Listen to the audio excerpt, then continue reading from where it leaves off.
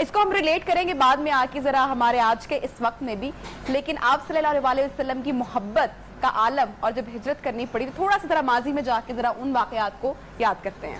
الحمدللہ رب العالمین والصلاة والسلام علی سید المرسلین وعلی آلہ وصحبہ اجمعین، اما بعد، فاعوذ باللہ من الشیطان الرجیم، بسم اللہ الرحمن الرحیم، رب اشرح لی صدری ویسر لی امری واحلل عقدۃ من لسانی یفقہوا قولی۔ یقیناً نبی کریم صلی اللہ علیہ وآلہ وسلم کا اپنے وطن کے ساتھ جو پیار تھا، تعلق تھا، لگاؤ تھا، وہ اس حدیث پاک سے جو بھی آپ ترجمہ بیان کر رہی تھی اس سے واضح ہوتا ہے کہ آپ کو کس قدر آپ اپنے دیش سے محبت تھی۔ بلکہ جب آپ پہلی وحی سننے کے بعد ام المومنین سیدہ خدیجہ الکبریٰ سلام اللہ علیہا کے ساتھ ورقہ بن نوفل کے پاس تشریف لے گئے تو اس نے جب بتایا نا اور کہا کہ لیتنی ان اکون حیا اذ یخرجک قومک، کہ کاش میں اس وقت زندہ ہوتا جب آپ کی قوم آپ کو نکال دے گی مکہ معظمہ سے، تو آپ نے بڑی حیرت کے ساتھ بڑے تعجب کے ساتھ فرمایا اوا مخرجیہم، میرے وطن سے، میرے دیش سے مجھے نکال دیں گے۔ یعنی وطن سے محبت ایک عجیب، یہ ایک فطری جذبہ ہے، اور اسلام چونکہ دین فطرت ہے، اس نے عین انسان کی فطرت کے مطابق ہمیں وہ جذبات، وہ ہدایات، وہ تعلیمات، وہ ارشادات ہمیں عطا کی ہیں کہ جو عین ہماری فطرت کے مطابق ہے۔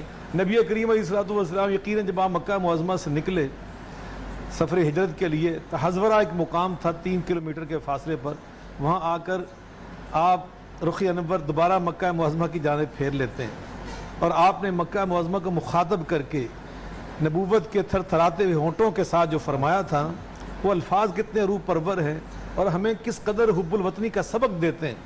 نبی کریم علیہ السلام فرماتے ہیں انکی احب ارض اللہ الیہ، اے سرزمین مکہ تو ساری روئے زمین سے مجھے سب سے زیادہ محبوب اور مقرب اور عزیز ہے، سب سے زیادہ مجھے اگر محبت پیار تو تیرے ساتھ ہے۔ لولا اخرجونی من کی ما خرجتو، اگر یہ ظالم مجھے یہاں سے نکلنے پہ مجبور نہ کر دیں میں تجھے چھوڑ کے کبھی نہ جاتا، اور ایک روایت میں ما مکست غیرکی، تجھے چھوڑ کر کسی اور علاقے کو اپنا وطن نہ بناتا۔ اور آپ کا وطن بھی تو وہ ہے نا جس وطن کے بارے میں عرش عظیم کا رب خود قسمیں اٹھا رہا ہے، فرمایا لا اقسم بہذا البلد وانت حل بہذا البلد، مجھے مکہ معظمہ کے وطن کی قسم ہے۔ کس لیے قسم ہے؟ یہ نہیں فرمایا وہاں بیت اللہ ہے، یہ بھی نہیں فرمایا وہاں حجر اسود ہے، یہ نہیں فرمایا کہ وہاں پہ بیر زمزم ہے، بلکہ فرمایا تو کیا فرمایا وانت حل بہذا البلد، میرے محبوب اس لیے کہ یہ آپ کا وطن ہے، یہ آپ کا شہر ہے، آپ کی اس سے نسبت ہے، یہ آپ سے منسوب ہے، تو یقیناً آپ کا وطن۔ پھر اللہ نے ایک اور جگہ پہ قسمیں اٹھائیں، فرمایا والتین والزیتون وطور سینین وہذا البلد الامین، یہ تینوں نبیوں کے وطن ہیں۔ واہ، ذرا توجہ فرمائیں، والتین والزیتون، یہ سرزمین فلسطین جہاں پہ زیتون ہوتا ہے، جہاں پر وہ انجیر ہوتی ہے، تو یہ حضرت عیسیٰ علیہ السلام کا وطن تھا۔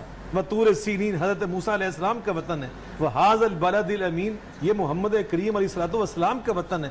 آپ نے جب وہاں سے تشریف لائے، مکہ معظمہ سے مدینہ منورہ میں تشریف لے آئے، آپ کو وہاں موسم کی تبدیلی، علاقے کی تبدیلی، آب و ہوا اور پانی کی تبدیلی سے بخار ہوا۔ حضرت بلال حبشی جو کہ آپ کے دیوانے ہیں، پروانے، جب آپ کی تکلیف کو محسوس کر رہے ہیں تو انہوں نے شروع ہو گئے، عتبہ شیبہ کو آپ نے بڑی بد دعائیں دی، ابو جہل کو بد دعائیں دیں، ظالموں نے ہمیں اپنے وطن سے نکالا اور یہاں لے آئے جو عرض وبا ہے، جہاں پر بخار ہوتا ہے وبائی۔ نبی کریم صلی اللہ علیہ وسلم جب ان کی دیوانگی دیکھی نے تو اٹھ کر بیٹھ گئے، نبوت کے ہاتھ اٹھا لیے، قیامت تک آنے والی امت کو حب الوطنی کا سبق کیا دیا، ذرا سنیے۔ فرماتے ہیں اللہم حبب الینا المدینہ کا حبنا مکہ و اشد، یا اللہ ہمارے دل میں مدینے کی محبت، چونکہ اب یہ ہمارا وطن ہے، اب اس کی محبت ویسے ہی ڈال دیں جیسے تو نے ہمارے دل میں مکہ معظمہ کی محبت ڈالی، او اشد، یا اس سے بھی زیادہ۔ صحیح مسلم میں نے حدیث پاک پڑھی، عرض کرتے ہیں اللہ پاک سے کہ یا اللہ ضعفے ما جعلتا فی قلوبنا لمکہ، جو مکے کی محبت آپ نے ہمارے دلوں میں ڈالی اس سے 2 گنا محبت مدینہ کی ڈال دے، کہ اب یہ ہمارا وطن ہے، اب یہ ہمارا دیش ہے۔ بے شک ہم فیروز پور سے اٹھ کر آئے، جلندر سے اٹھ کر آئے، لیکن اب ہمارا وطن پاکستان ہے۔ یہ اسوہ پیغمبر ہے، یہ اسوہ رسول ہے۔ جی نبی کریم صلی اللہ علیہ وآلہ وسلم کے اس کا مطلب ہے کہ ان کی سنت بھی یہی ہے۔ سنت، یہاں ایک بات اضافہ کر ختم کر رہا ہوں، نبی پاک صلی اللہ علیہ وسلم نے نبوت کے ہاتھ اٹھائے ہوئے اور کیا کہا، یا اللہ بندے نے عبدو کا ان ابراہیم عبدو کا و خلیلو کا و نبیو کا دعا لمکہ، تیرے بندے، تیرے خلیل، تیرے نبی نے جو مکے کے لیے دعائیں مانگی تھی نا، آگے فرمایا انی عبدک و نبیک، میں بھی تیرا بندہ، تیرا رسول، تیرا حبیب یہ دعا کر رہا ہوں مدینے کے لیے، اس سے بھی زیادہ جو انہوں نے مانگی اسے ڈبل کر کے مانگ رہا ہوں. اللہم بارک لنا فی مدینتنا، اللہم بارک لنا فی تمرنا، اللہم بارک لنا فی مدنا وفی سائنا. یا اللہ ہمارے مدینے میں برکتیں ڈال دے، یا اللہ ہماری کھجوروں میں برکتیں ڈال دے، ہمارے یا اللہ جو ناپنے تولنے کے پیمانے یعنی ہمیں خوشحال بنا دے. جو ابراہیم دادا نے دعا کی تھی نا، رب اجعل ھذا بلدا آمنا وارزق اہلہ من الثمرات، یا اللہ ان کو خوشحال بنانا، پھل کھائیں. خوشحال بندہ ہی پھل کھاتا ہے نا، ہاں غریب بندے نے اس کا تو آٹا بھی پورا نہیں ہوتا.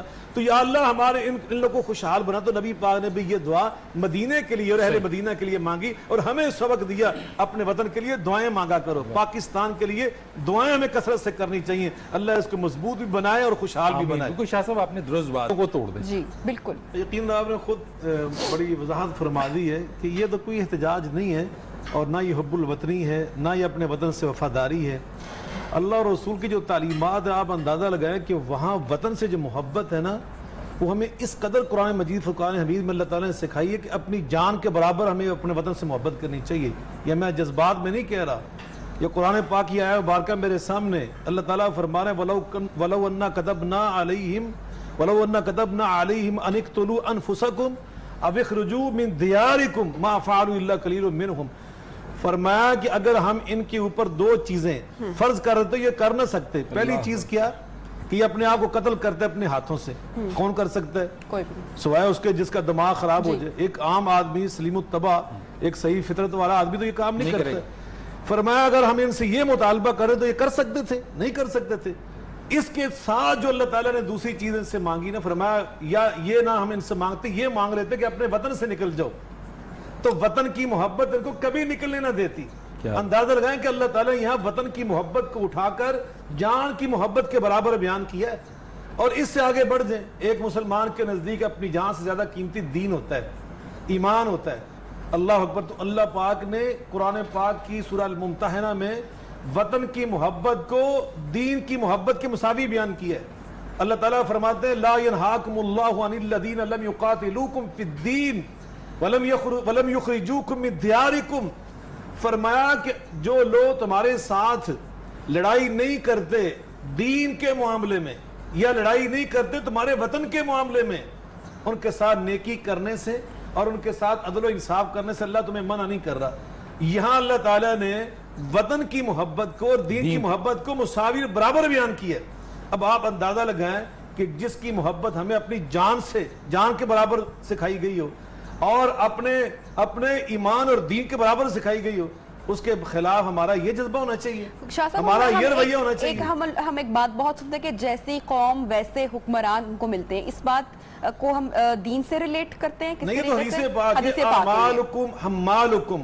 نبی پاک صلی اللہ علیہ وسلم فرماتے ہیں جس طرح تمہارا کردار ہوتا ہے نا، کیونکہ جیسے ہم ایک لسی جب بناتے ہیں مکھن بنانے کے لیے تو جس طرح کا دودھ ہوتا ہے اسی طرح کا مکھن نکلے گا نا، کریم وہی نکلے گا. حکمران بھی تو عوام سے نکل کر جائے گا نا، نکلتے ہیں نا، ہمارے اندر سے اسی معاشرے کا حصہ. تو نبی پاک صلی اللہ علیہ وسلم فرمایا کہ اعمالکم حمالکم، تمہارے اپنے اعمال ہی تمہارے حمال یعنی بوجھ اٹھانے والے جو وزیر ہوتے ہیں تمہارے، وہ تمہاری حکومت تمہارے جیسی ہوگی. تو پھر ہم ناشکرہ پن تو نہیں کرنا چاہیے ہمیں. اگر آپ یہ بات کر رہے ہیں کہ یہ احادیث مبارکہ ہے تو پھر اگر ہم جیسے ہیں، ہمارے ہی میں سے حکمران نکلے، یقیناً یہی تو بات تو ہمارے میں سے جب حکمران نکلے تو طرز حکمرانی جس طریقے سے ہوگی تو ہم ہمیں یہی تعلیم دی ہے نا کہ اپنے آپ کو کوسنا چاہیے. لوموا انفسکم، اپنے آپ کو ملامت کرو نا کہ ہم اپنے آپ کو درست کیوں نہیں کرتے. میں نے ابھی آج جو خطبہ جمعہ دیا اس میں میں یہ بیان کر رہا تھا. اب خود ساتھ مہنگائی جو ہم کر رہے ہیں، اب کھجوروں کا جو ریٹ ہم نے بڑھایا ہے ماہ رمضان میں، غیروں کی ہم بات کرتے ہیں جن کو ہم غیر مسلم کہتے ہیں، جن کو ہم ابھی ڈاکٹر صاحب اشاعت فرمایا سیکولر جو حکومتیں ہیں، وہاں طرز حکومت کیا ہے، وہاں عوام کا طرز عمل کیا ہے.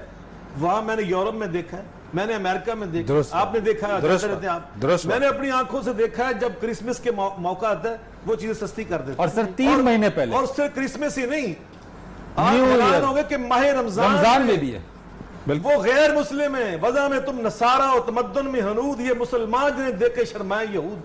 ہمارا حال کیا ہے؟ حاجی صاحب ہیں, نمازی صاحب ہیں, بہت بڑے اہل سنت ہیں, بہت بڑے اہل حدیث ہیں, بہت بڑے اہل تشیع ہیں, بہت بڑے دیندار اور بڑے پرہیزگار تہجد گزار ہیں, روزے رکھتے ہیں, رات کو تراویح پڑھتے ہیں, لیکن حالت کیا ہے؟